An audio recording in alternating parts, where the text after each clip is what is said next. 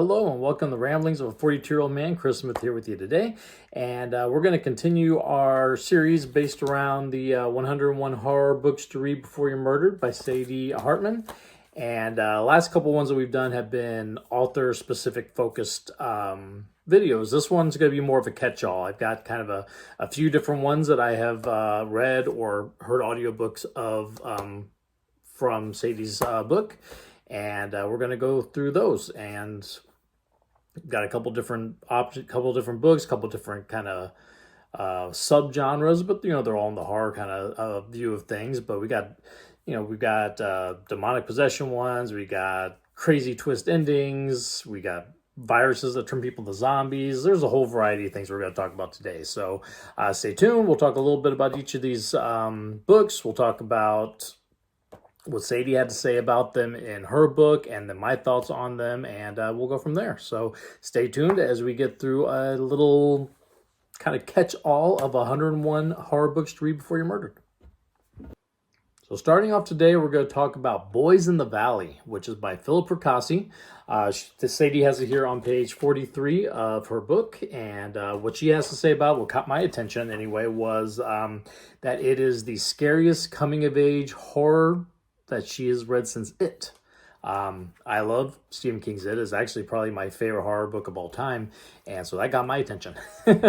So we're gonna kind of go over that a little bit. It's kind of the blurb on the book itself calls it a Exorcist, Lord of the Flies, Midnight Mass kind of hybrid, which is another thing that kind of grabs your attention because those are some three pretty iconic stories. So turn of the century Philadelphia, we are at St. Vincent's Orphanage. Kind of have a roving protagonist. We got a boy named Peter who we're following along. He's kind of an older boy who's been at this orphanage for a while, is debating on becoming a priest himself in the future. We also see Father Andrew, who is kind of his mentor figure, who's more of the kindly priest figure in this book. We got some that are not so much. The head priest in this is a absolutely horrible rules with an iron fist kind of guy, unfortunately. And then we also have a character of Brother Johnson, who at the beginning of the book, I'm like, oh, this is your typical, you're going to hate this guy. But you hear a lot of stuff from his perspective. You really get to feel for this guy sometimes. And even though he does some horrible things, you see where he's coming from with some of the horrible things. And then he's got probably the closest thing to a redemption arc in this story. I actually quite enjoyed the what happens with this character, Brother Johnson. I think it was very unique and really stood out for me in the book. So those are some of the characters that we follow on through. But the story of it goes as that we're at this orphanage, St. Vincent's, and late one night, injured man is brought in to be seen if he can be helped by the people at the orphanage, doctors or something that they may have, priest as it comes out to be, because this guy is covered in occultic symbols.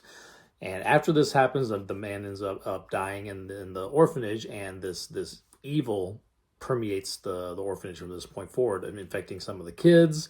It ends up being where there's a lot of where the kind of the Lord of the Fly part come in. There's a lot of child versus child versus the priests, and then things just get really, really crazy from there, and I won't go much further into the details there, but this book goes in some crazy places, and by the ending of it, it was a really, really great read. I like this one a lot.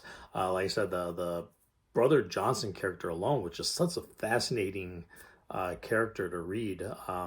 And anyway, just this one was a lot of fun, I don't want to say fun, it's very dark. It is very dark, but I enjoyed reading it a lot, for sure. So that, again, is Boys in the Valley by Fracassi. And there's a couple other ones that I've heard from of his that I'm very interested in checking out in the future as well. But this was the one that was in the 101 Horror Books to Read Before You're Murdered. So excited about that one. Let's jump into our next one. Okay, so next up is The Loop by Jeremy Robert Johnson. Right in here, page 132 of Sadie's book, talks about it. Her kind of pull quote that got me is that Jeremy Robert Johnson is the hero of coming-of-age, conspiracy thriller, zombie apocalypse genre, which I think might be his own genre. That might be the only one I know of, but he's definitely the hero of that genre, according to Sadie. So the blurb on this one is kind of dazed and confused meets 28 Days Later. So that caught my attention too. So a group of teen outcasts end up having to fight for their survival on a night where some sort of science experiment that's been done near this town has gone horribly wrong, and there's a signal being beamed out that a lot of people are starting to become supremely violent, a lot of killing, a lot of almost zombie-like behavior, but even a little further than that, there's something else going on here that's got a lot of very intense vibes. I will say it ends up going into some really intense body horror imagery by about maybe 2/3 of the way through the book. But we do spend the majority of the book following around with these teenage characters. I think this is where you get your dazed and confused part from. Honestly, some of my favorite parts of this book were just these characters in cars, even before the craziness has started. But then, of course, once the craziness started, there's some really cool kind of car almost chase scenes, but a lot of it is just spent with the characters in the car talking to each other, and a lot of the dynamics between these characters was pretty interesting. I liked it quite a bit. And then, of course, when the craziness really gets going, we start getting into, like I said, some intense body horror, some crazy out of nowhere things that will just kind of make you sit up like, what the heck am I seeing right now? And so that one was quite a surprise. Going into it, just hearing the little synopsis of it, you're thinking, like it says, Dazed and Confused meets 28 days later, and then it throws you for some loops as you get further into the book. So I like this one quite a bit. Jeremy Robert Johnson again. This one was called The Loop. All right, next today we're going to talk about I'm Thinking of Ending Things by Iain Reid. And this is probably the one that was the most, well, of all the ones I'm going to review today, it was probably the only one that I kind of knew of beforehand. I had never read it, but I knew of it. I knew there was a Netflix series, and I hadn't watched the series, or not series, it's just one movie, I believe. I haven't watched the movie, I hadn't read the book, but this kind of gave me that kick to get in it. So on page 80, Sadie talks about it, and what I like about her pull quote is, "This book is like nothing that I've ever read before and nothing I will read in the future." So that's pretty cool. And I agree. I think this book is really hard to really describe or pin down. I'm going to read just a little bit about the blurb of the plot. But so we got an unnamed narrator that is taking a road trip with her boyfriend to meet his parents. The craziness with this is from the beginning of the book, she's pretty much saying that, she's thinking of ending things with him. So it's kind of like, wow, she's going to go meet the parents of this boy who you think that you're kind of done with, right?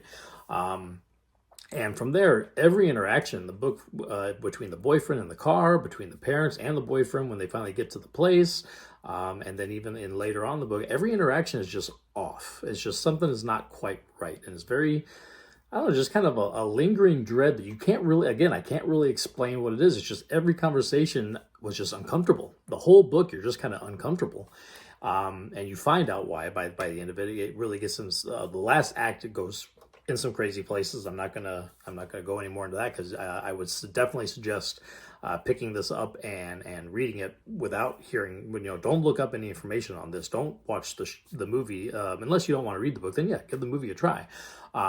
But yeah, it's not a long read either. I mean, I think I did this as an audiobook format, and I believe it was maybe 4 or 5 hour audiobook. So I know it's not a very long read. If you do audiobooks, it's not a very long listen either. But it is definitely worth doing, and before having anything spoiled for you, because the ending is just that crazy. And the rest of the story, even before the ending, it is definitely an uncomfortable feeling, all these little interactions they're having throughout the book. And again, that's the best way I can describe it. It's just an intense feeling of uncomfortableness the entire time that you're reading through this book. So again, I'm Thinking of Ending Things by Iain Reid. It is on Netflix. There's a Netflix movie. I think it's got Sophia Lillis in it. And I'm actually interested in catching the movie eventually as well. But the book was great, and like I said, it just will keep you on edge throughout, and then will really blow your mind when you get to the end. So, strong recommendation on that one. Okay, so next is The Ancestor by Danielle Trussoni. This is on page 17 of Sadie's book, and kind of the clincher for me that grabbed me was, she writes, "I've never wanted to live in the pages of a horror novel as much as I did while reading The Ancestor." So that's pretty cool. After the uncomfortableness of the last book we talked about, it'd be nice to kind of be in a place where it's like, I would like to go do this. And I agree. Some of the scenery, a lot of this book takes place in Italy, and it's just like, man, you'd love to be part of this story up to a certain point. There is up to a certain point where it's like, yeah, you can get me out of the story now. But so The Ancestor by Danielle Trussoni, it is about a young woman, Alberta Monte. She receives a letter claiming that she has inherited not only money and land, but this giant castle in Italy. And so it's kind of like, one of those crazy, usually this is a romantic comedy start, right? Or a ghost story start. I don't want to give away where it does go, but I would just say it's not going where you expect from the beginning.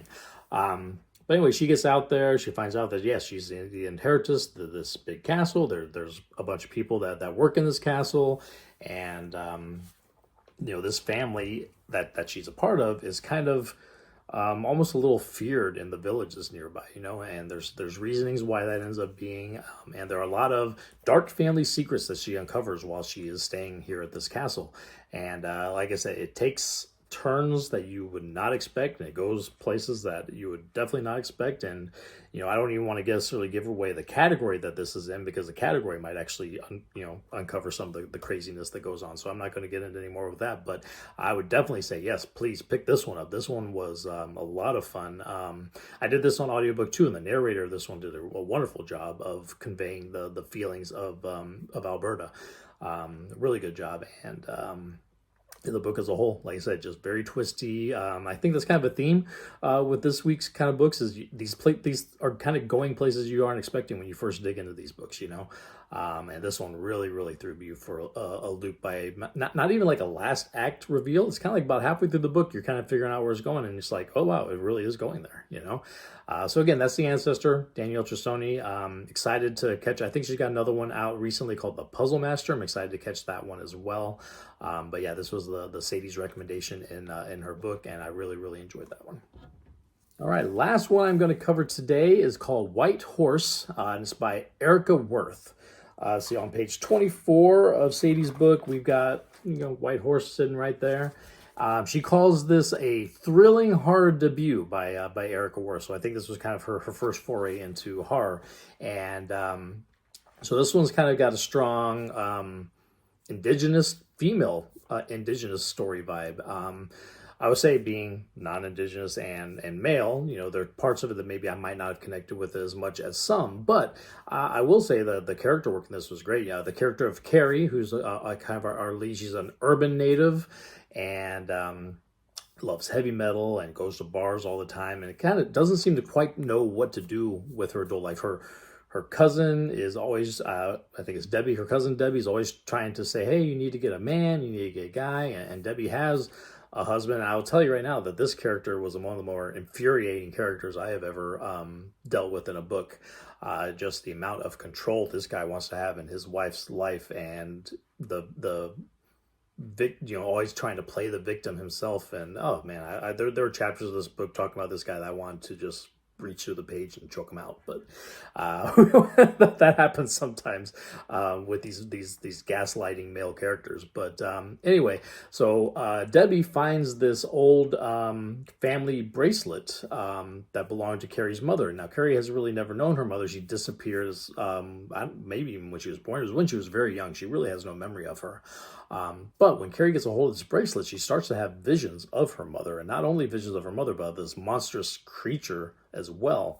And it kind of sends her on this path of discovery, trying to figure out what happened to her mother. Why did she disappear? Was there something else going on that nefarious versus just her running away, And it goes into some very, very interesting parts. In fact, the ending of this and the conceit of the Ancestor that we just talked about actually tie in together pretty well. I don't want to explain why, because I would kind of give away some of the twists to it, but it's just kind of funny. I read these back to back, and there was kind of some interesting connection between the two of them. And I've been finding that when I've been doing these readings, sometimes these books like just randomly will have a lot of connections. Like I read, we talked about T. Kingfisher on our last video, and her book, A House with Good Bones. At the same time I was reading that, I was listening to the audiobook of Sarah Gailey's Just Like Home, and they are very, very similar vibes, very, very similar circumstances. And so I've been catching that a couple times where like these random books I'm picking out will have ties that you don't necessarily see at first glance. But so yeah, that was White Horse, Erika Wurth. that was good. And again, there's an infuriating character that sometimes made me so mad I wanted to turn off the book. But it was not because the book was bad. It was just that character just, I think he was doing exactly what he was supposed to do and infuriating me, you know? But yeah, so that gets us through kind of what I want to cover this week. I think 5 is a good stopping point. I've had some other ones that I've either read or listened to out of the recommendations here, but I want to kind of keep these videos a little on the shorter side. I would say for those of you who are like, man, this guy is blowing through these books really fast. I do a lot of audiobooks during the day while I'm working. You know, I work 10-hour days and then driving back and forth to work sometimes. I got plenty of time to listen to books. So I do a lot of audiobook listening, but then at the same time, I'm catching through a lot of library books as well. My library card is getting well used the last few weeks. So, it's been an exciting time. I've really enjoyed this. And I hope that you guys enjoy the videos as well. And we'll talk again soon with some other ones. I'm not sure. I've got author focus on Katrina Ward. I think I'm going to start building on next. And then I got a lot more of these one-offs to cover as well. So thank you for listening. Thank you so much, Sadie, for this book. It has been a blast going through. I also want to shout out the Talking Scared podcast and Neil McRobert, because a lot of these books, after I read them based on this, I'll find that he's talked to the author about the book on his podcast, and I like to listen and see what they have to say about it as well. So it's been a lot of fun with this experience right now, and I'm enjoying doing it, and we'll continue to roll through it. So please stay tuned. I hope you enjoyed the book videos. We're going to be doing plenty more. So thank you for watching. We'll talk again soon. Bye.